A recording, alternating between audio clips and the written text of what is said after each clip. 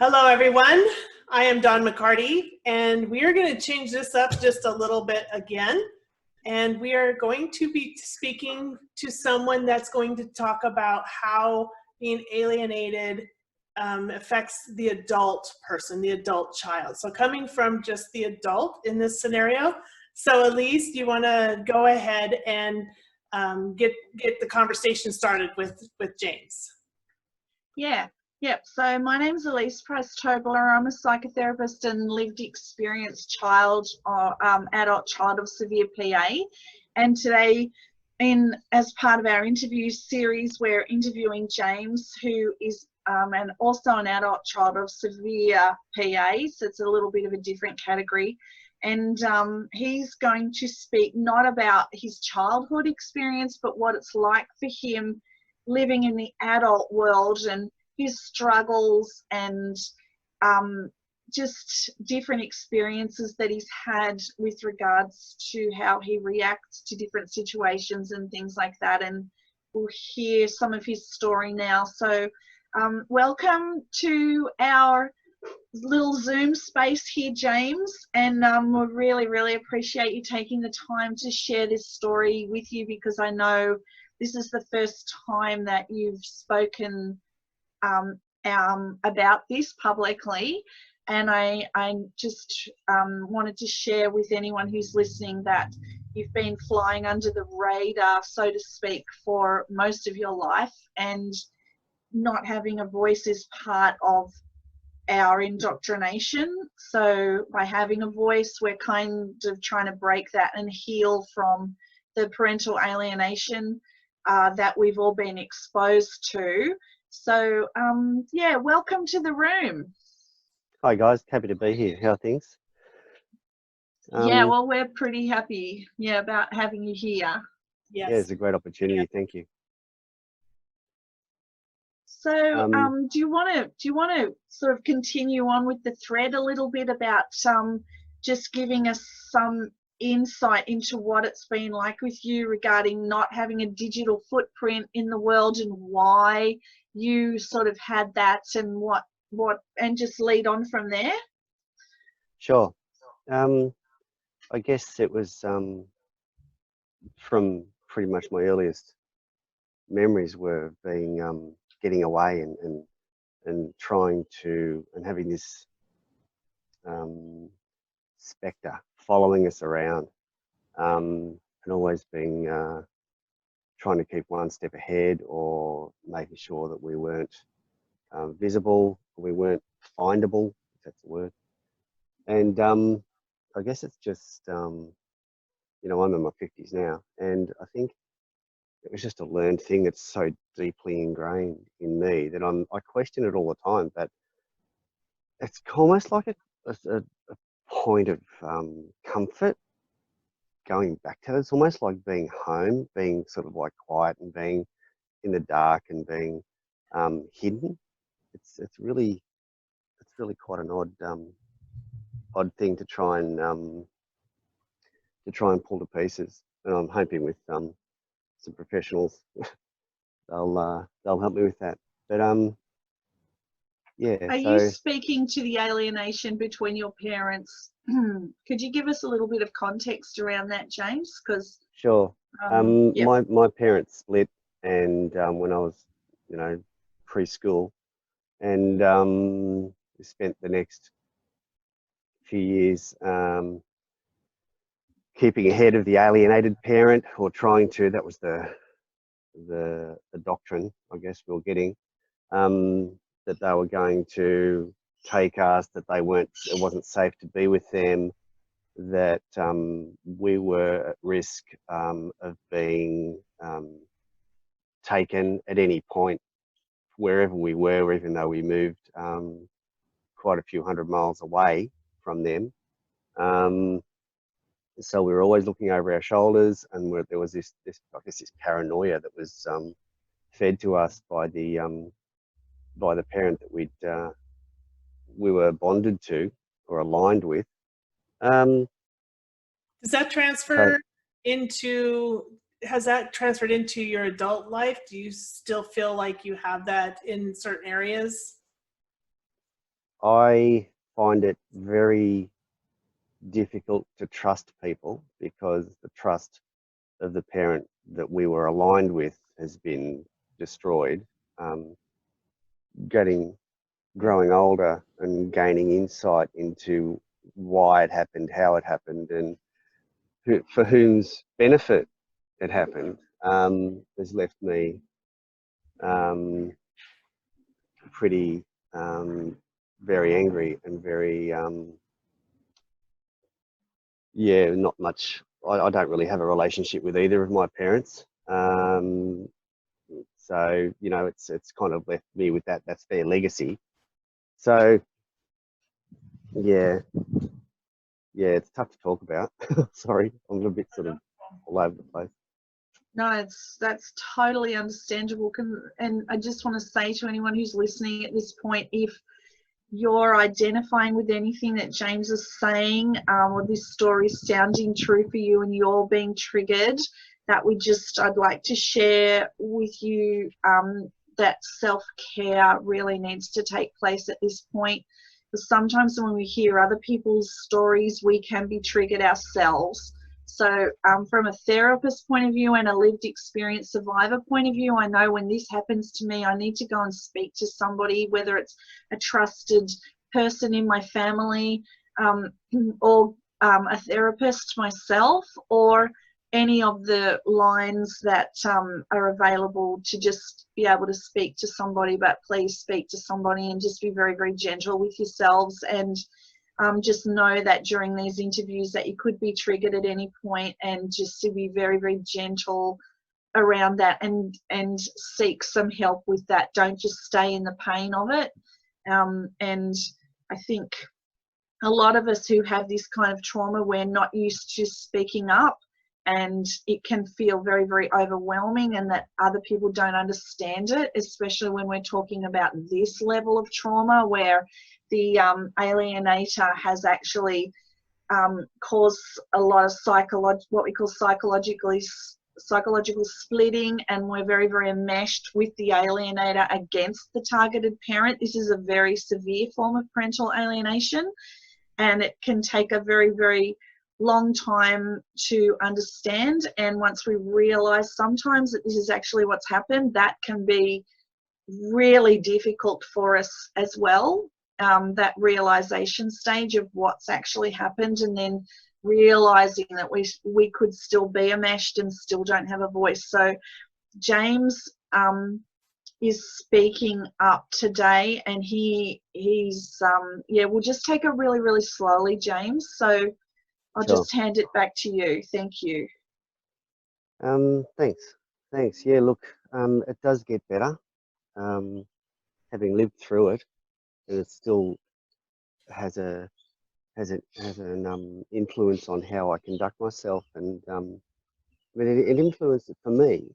It has impacted every interaction I've had with every human ever, because my background was informing my outlook about myself and who I was, and what my relationship was with anybody, whether it's just going down the street to buy some milk, or buying a car, or negotiating. I was always a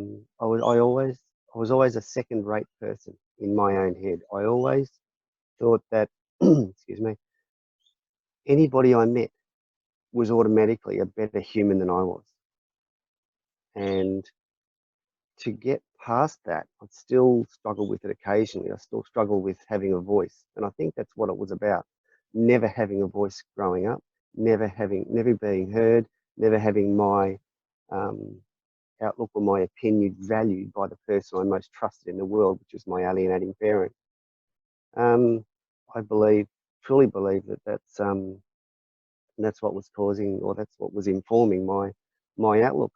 And it does get better. I mean, I was always terrified of buying, say, a car, because even though I didn't want to pay as much for the car as the salesman was wanting to sell it for, I was terrified, because like, I know that I'm going to buy that car at that price because I don't have a voice around negotiating, and you see what? That's an example. So I never went anywhere near secondhand cars or new cars or anything. So But it's that's been true. An example that, you know, that is a little, it's like conflict. It's like it invites that conflict, and we want to avoid that sometimes.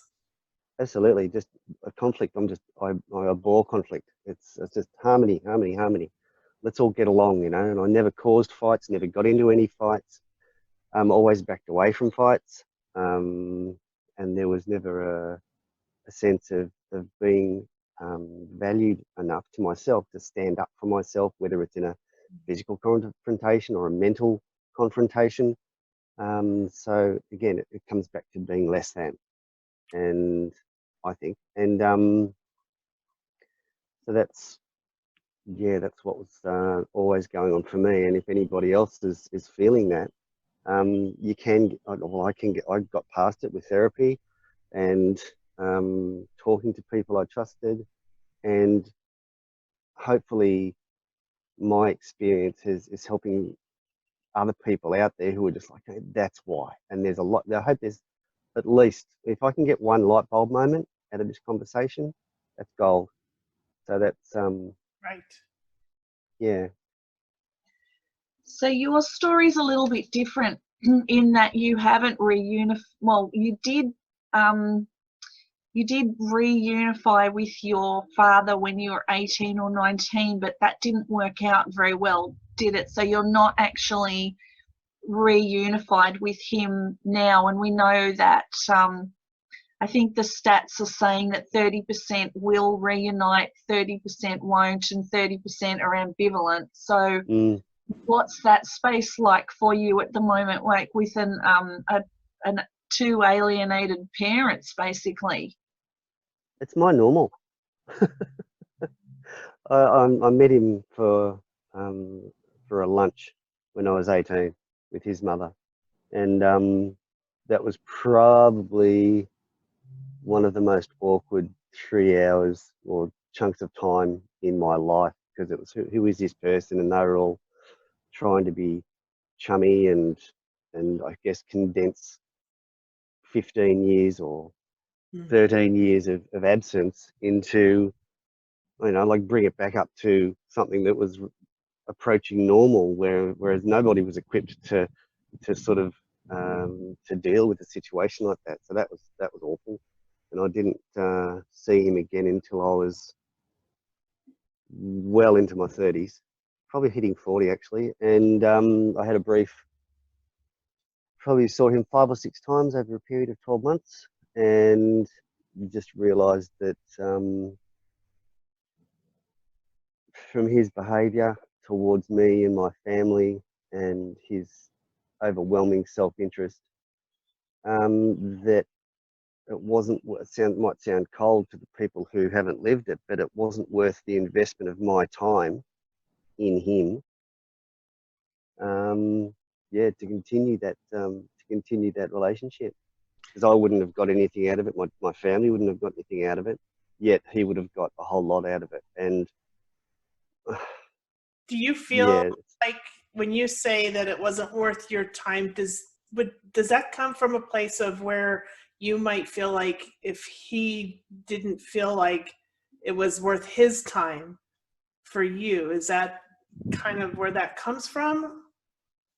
No, it comes from, I hear what you're saying, but it comes from a place where I value myself way more than I used to, and perhaps like a pendulum, it's kind of swung the other way, where I might be perhaps overreacting, but this has been ongoing, and there might be a part of that that's the ingrained alienation of him, but it feels true to me. It feels true for me to sit with that, and I don't know what I'd learn from him.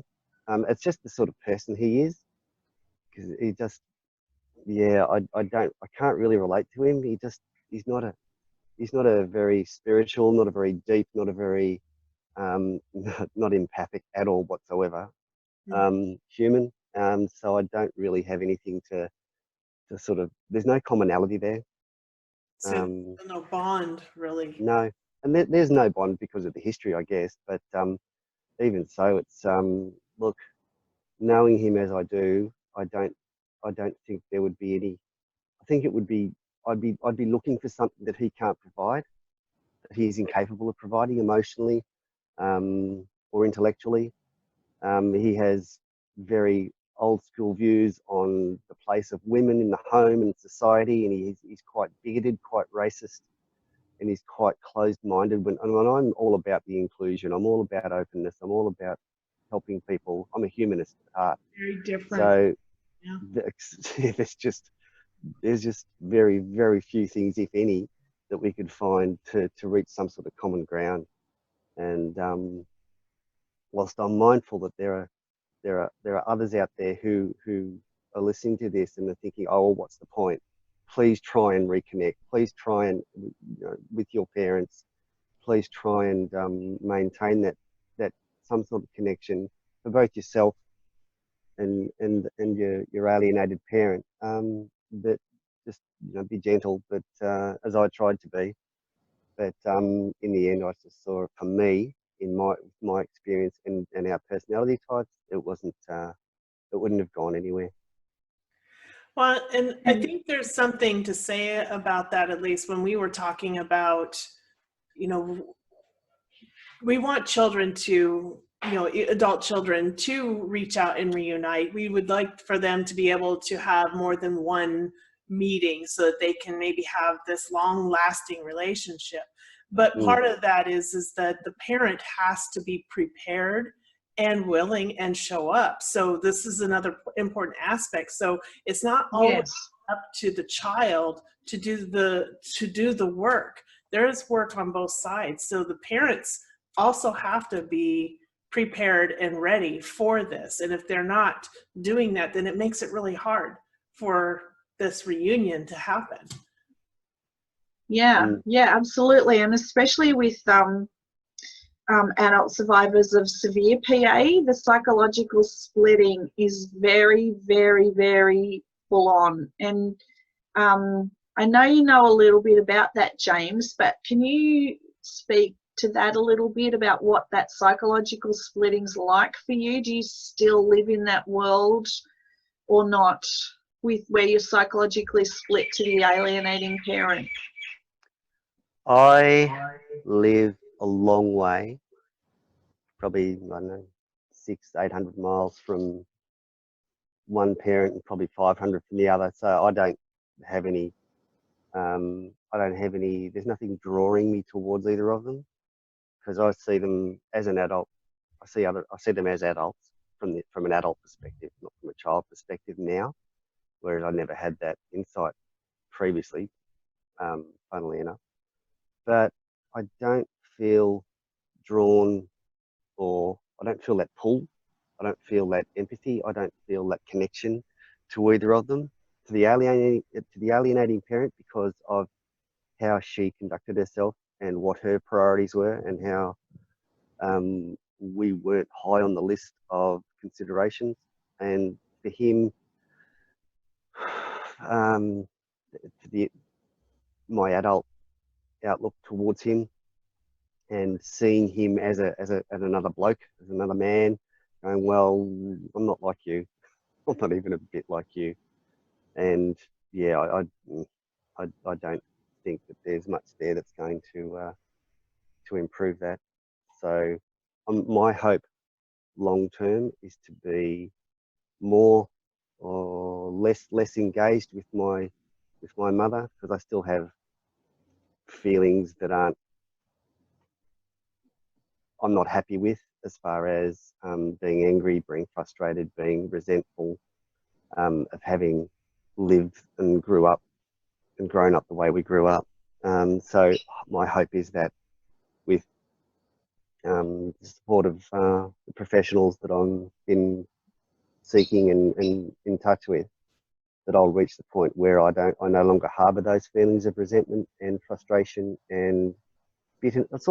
Bitterness. I'd say there's some bitterness there, and that's just toxic. I don't like it. That's not who I am. It's not part of my makeup and how I see myself. But it's there. So that's what I'm doing something about it. I'm fortunate that I have some insight into my situation, and I'm open to investigating avenues of therapy and avenues of healing. So could you share with us what therapies have been working for you and what didn't? Sure. Cognitive behavioural therapy kind of brought up a few things for me, but not really resolved anything. Kind of stirred up some mud at the bottom, but hasn't really, like, I didn't really get any nourishment from it. It hasn't enriched my life much, but it's sort of like started me on that path. So if that's the simplest or the most available method of therapy available, give that a go, because it'll open your eyes to the concept of what it did for me anyway, to the concept of psychotherapy. And I was involved with the men's movement in Melbourne, in Australia, for a few years, and the insight that gave me was very cool, because it showed me that men can be vulnerable, because I was brought up by my maternal, for a short time, with my maternal grandfather, and he was very, very old school, because he came off the land, and he was men don't cry, don't hit girls, which I subscribe to absolutely, never ever warranted, and I have never done it, nor would it cross my mind, and so I was like, oh, men are actually vulnerable, men are crying, it's actually safe to do that. And that was quite an eye-opener for me. I did lots of group work with that group of men, lots of one-on-one counselling, and recently I've been involved with EMDR, eye movement desensitization, and I don't think it's rationalization, it's another R, but it's like a bilateral stimulation. Reprocessing. Eye movement, yeah. desensitization, Yeah. and reprocessing therapy. There you go. That has worked wonders for me. I am less triggered by things that I would normally just be like straight up to 11. If I saw something straight to 11, oh, it's not an 11, it's a 1. Okay, let's just come back down again with everybody else. Don't mind me. I've had a traumatic upbringing. That's all going on in my head. Yeah, so that's you go through. I went through a few. I was asked to do a few experiences, write them down, and like a top 10 list, and I went through those with my therapist, and the volume's been turned down on all of those experiences, which sort of informs my outlook. It's bled out into my view of the world now, and it's not as scary a place, or it's not as confronting a place. It's actually a safer place than I thought it had been for years. So that's been really good for me. So that's the EMDR is the main one. I've been pointed towards psychodynamic psychotherapy. I had a recent inpatient stay at a private psych unit, and whilst good from a perspective of not having the distractions of day-to-day life, family, job, etc., it gave me that that space to sort of like turn towards myself rather than be helping everybody all the time, and using my energy that way. It was actually quite insightful and really good. Unfortunately, they kept trying to encourage me to begin antidepressants. I said, I'm not depressed. Anxiolytics, SNRIs. I said, no, I am anxious, but it's not because of stuff that's going on now. It's stuff that's happened to me in the past that's my roadmap of the world, you know. So I need to. I think I would be helped by getting more therapy and working with that. And they said, yep, we agree. Psychodynamic psychotherapy could be good, really good for you. It's a long-term thing. So talk therapy instead of medication. You're on that track. Absolutely. I've tried several of the SSRIs, family of drugs, SNRIs. Yeah, in my experience, they work for a short time. So getting over an acute phase of where I was at, but beyond that, they had limited. I just felt disconnected and not as clever. They dulled my intellect, and I don't like it. And so I felt more at odds with people, and I felt less connected to people, and they just compounded the existing situation in my experience. So therapy. So do you think that in the initial stages, because often what we'll do is we'll combine a medication if it's required with talk therapy, but never just medication. What do you think about that? I think that could work really well because you're approaching it from two completely different angles. So I think the combination, I think that could be really, really helpful and really positive for somebody. But yeah, I think had I had both of those, that could have really moved mountains for me. And I mean, I've been black. My outlook has been really bad, and I have had suicidal ideations and all taken to the point where I actually thought that was a viable solution, had a plan, had the whole bit, and I was brought back from that, and by people very close to me, and not by medical professionals, but just by people who said, yeah, what are you doing? How can we help you? What's been going on for you? How are you going? What can we do about this together? And having a feeling that somebody was actually listening and somebody was actually available and empathic, and just having someone there who would who are just like, wow, because feeling valueless, that was quite a surprise, quite a shock to me. I was going, what? You're actually interested? You actually want to help me? Why? I can't see the value in myself, so how can you? So that was where I was at with that, but it was I'm still here because of it. So thank you to those who helped me. That's very, very key what you've just said there, because I think a lot of children who've grown up with severe PA, with somebody who's personality disordered, often the abandonment stuff is huge, and the need to matter is not there, and often the children won't be sort of given that need and having it filled, and then it can really become like kids being exposed to high levels of stress or adversity experiences that changes their brains, how their bodies are wired.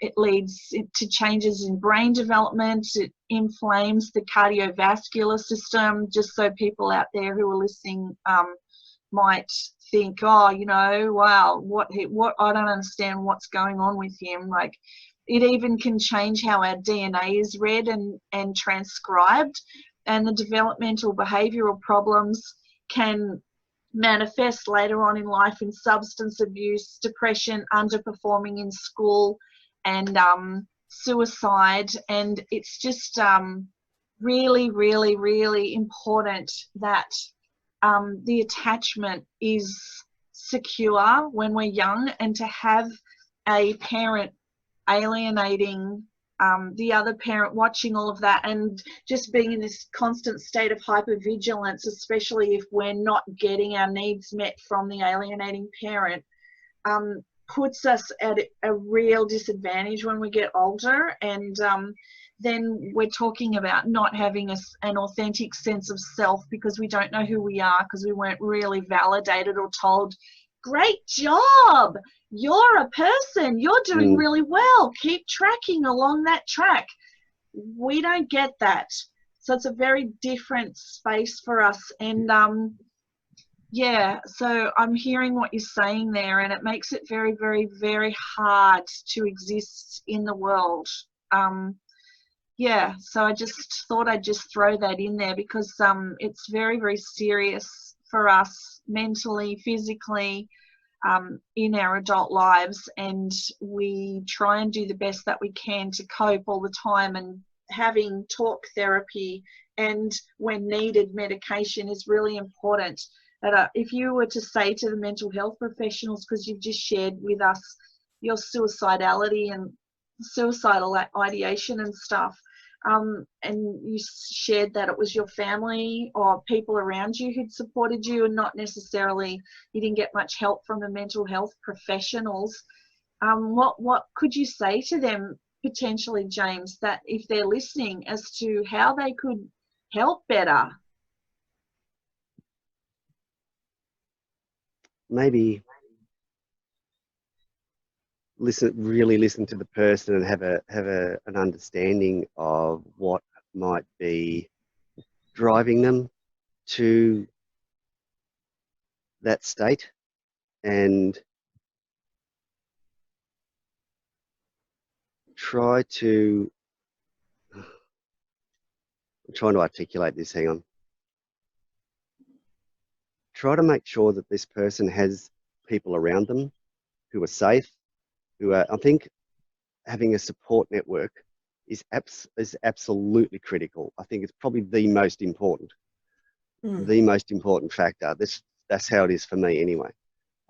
So maybe as part of the therapeutic process, to map or to try and highlight for a patient with this background the importance of that support network and how to re-engage with them. Yeah, that would be as a factor in the therapeutic process, rather than here's some tablets, let's have a chat. It seems to be impersonal. From my experience is it's fairly impersonal, and they do a great job, in my experience, with the probably 6 to 7 professional psychologists and 1 psychiatrist that I've dealt with, that I've had dealings with. But I think to take a more holistic, a broader outlook to the patient or with the patient, and to try and tease out what their support network's like and how supportive they actually are, or whether they're at risk with unsafe friends or unsafe family members, to get them the help that they need, so we can keep more people here. Yeah, there's something that you said earlier too that made me think, in when you talked about how you wanted to, we need to feel validated in general. And I think a lot of times when we're kids, or even, in our vulnerable stages as adults, that vulnerability is, we love people how we want to be loved, right? So when you wanted to be validated, that's probably how you're treating other people. And then when you're not getting that back, sometimes that's where we feel the most isolated. So when you're talking to how people can help you, I think in a lot of ways in society, we've lost that capability of having that empathetic, demeanor, and really understanding people anymore. And bringing that back would be helpful in understanding how other people, and relating to other people that are going through stuff like this. Couldn't agree more. Yeah, I think the sense of community is kind of missing, and if you could get a little bit of that back, that might be good.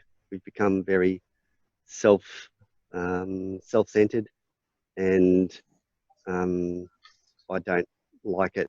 I live in a city, Melbourne. It's a fair-sized city, probably 4.5 million, and yeah, just in an urban environment, and I don't feel that connected to the people around me or to the people living around me in their houses. I don't have a great sense of community. I do in my job, but that's kind of separate. So, yeah, I think if we could get a bit of that back, we could sort of like maybe claw back some of what we've lost. Find our humanity. Mm. So I just want to read you both something, because previously on Natalie's interview, I thought that this would be good for her to hear too, but we talked about this after we'd finished the interview, and I've just looked up what I was referring to, but it's called, I don't know if any of you have heard of this, because it's called the open dialogue therapy. So this is Finland's alternative approach to mental illness. So I'll just read it briefly to you. This is what we would love to have in Australia. So almost 30 years ago, a group of clinicians in Finland decided to treat psychosis differently.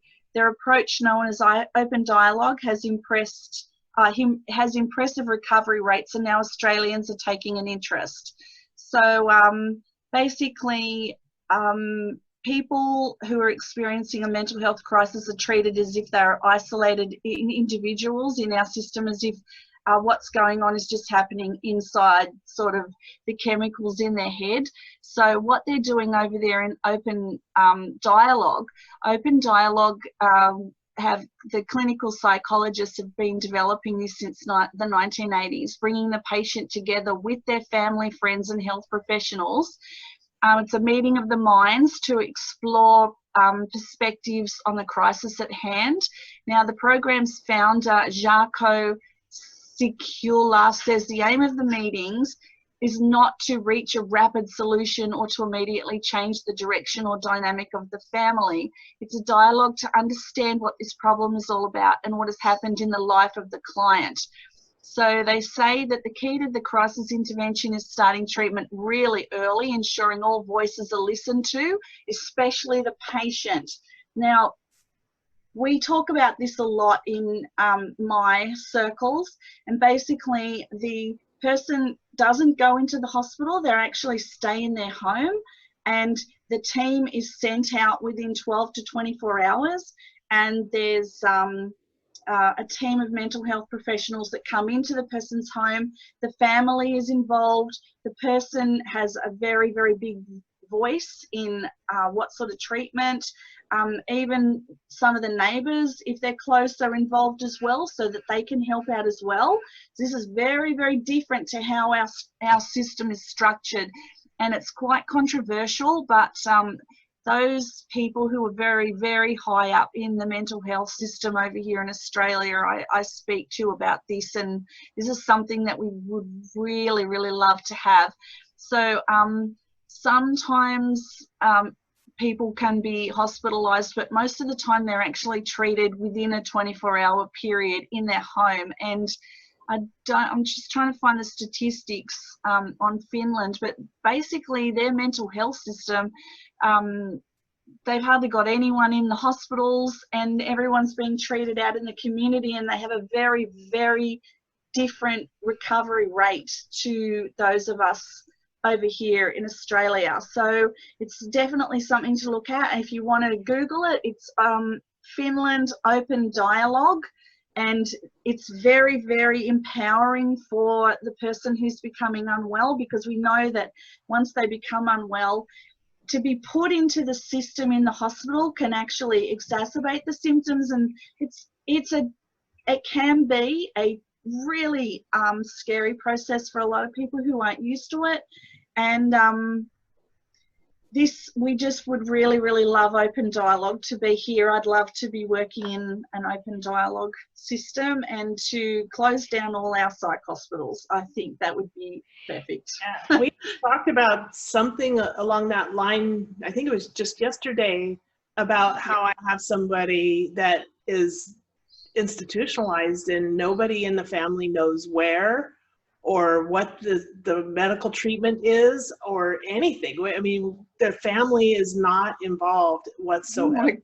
Oh my God, Dawn, I know. That just does my head in. I'm so sorry It's like, what, you know, when will we ever know? I mean, and are we going to find out because someday they knock on the door and all of a sudden that, you know, they were just released and dumped on the street and they finally figured out how to find their way? I mean, there's no involvement in this whatsoever. And then, so what are they doing to that person? What do they, you know, who is their advocate? Do they have one that actually doesn't just go with the system? You know, is it in the best interest of the patient, or is it just what the system really thinks that they do better than a family member or an advocate? It's terrible. Yeah, It's a absolutely terrible.